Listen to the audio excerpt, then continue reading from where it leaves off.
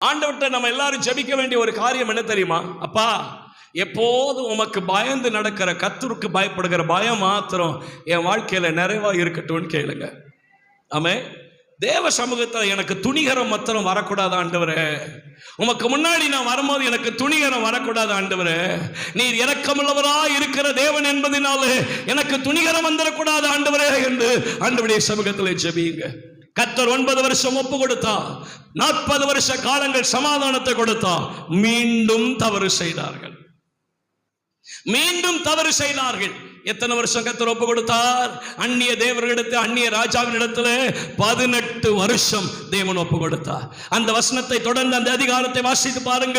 மீண்டும் ஆண்டவர் சமூகத்துக்கு திரும்பினார்கள். இரக்கமுள்ள தேவன், 1000 தலைமுறை மட்டும் இரக்கம் செய்கிற தேவன் 18 வருஷ வேதனைக்கு பதிலாக 80 வருஷம் சமாதானமான சூழ்நிலைகளை